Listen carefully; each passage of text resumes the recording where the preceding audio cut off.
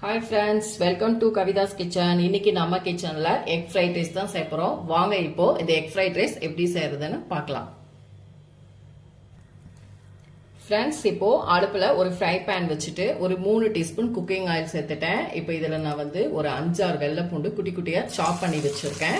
இதனால நம்ம ஃப்ரை பண்ணிக்கலாம். இது கூடவே ஒரு பெரிய வெங்காயத்தையும் சேர்த்து நல்லா வதக்கிக்கலாம். இந்த ரா ஸ்மெல் போகணும்.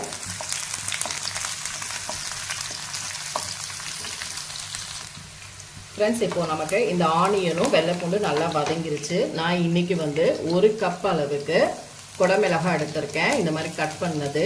கூடவே ஒரு கப் அளவுக்கு கேரட் சேர்த்துக்கலாம். அதுக்கப்புறமா ஒரு கப் அளவுக்கு கேபேஜ் சேர்த்து எல்லாத்தையும் நல்லா வதக்கிக்கலாம். ஃப்ரெண்ட்ஸ், நமக்கு இந்த வெஜிடபிள்ஸ் நல்லா வதங்கிருச்சு. இப்போ இது கூட நம்ம சால்ட்டு சேர்த்துக்கலாம். ஆல்ரெடி நான் வந்து பாஸ்மதி ரைஸ் குக் பண்ணி எடுத்து வச்சுட்டேன். அதே போல் முட்டையும் வந்து நல்லா இந்த மாதிரி நான் பொரிச்சு ஸ்கிராம்பிள் பண்ணி வச்சுருக்கேன். இப்போ இது நல்லா வதங்கணும். இது வதங்கினதுக்கப்புறம் இது கூடவே நம்ம வந்து ஒரு டீஸ்பூன் அளவுக்கு நம்ம சில்லி சாஸ் சேர்த்துக்கலாம்.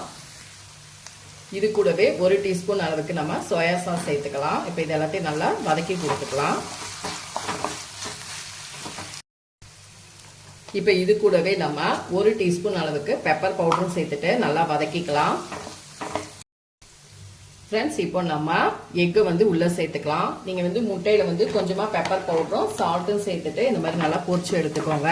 இப்போ இதை நல்லா மிக்ஸ் பண்ணிட்டு இது கூடவே ஒரு கப் அளவுக்கு நான் பாஸ்மதி ரைஸ் ஆல்ரெடி குக் பண்ணி வச்சிருந்தேன் இல்லைங்களா, அதை இதுல சேர்த்துட்டு எல்லாத்தையும் நல்லா மிக்ஸ் பண்ணிக்கலாம்.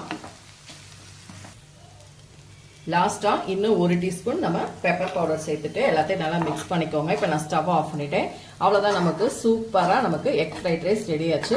கண்டிப்பாக நீங்களும் இந்த ரெசிபியை ட்ரை பண்ணி பாருங்க. குழந்தைங்களுக்கு ரொம்ப பிடிக்கும். வீட்லயே நீங்கள் இந்த மாதிரி டக்குன்னு செஞ்சலாம். லஞ்ச் பாக்ஸ் ரெசிபியாக கூட நீங்கள் ட்ரை பண்ணலாம். ஃப்ரெண்ட்ஸ்,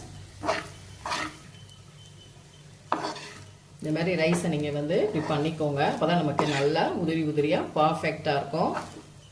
ஓகே ஃப்ரெண்ட்ஸ், இந்த ரெசிபியை நீங்களும் ட்ரை பண்ணி பாருங்க. இந்த வீடியோ பிடிச்சிருந்தா லைக் அண்ட் ஷேர் பண்ணுங்க. மறக்காம கவிதாஸ் கிச்சனுக்கு சப்ஸ்கிரைப் பண்ணிக்கோங்க. கூடவே பெல் பட்டனை கிளிக் பண்ணுங்க. அப்பதான் நம்ம வீடியோஸ் எல்லாமே உங்க நோட்டிபிகேஷனுக்கு வரும். அடுத்த வீடியோல உங்களை சந்திக்கிறேன். தேங்க்யூ.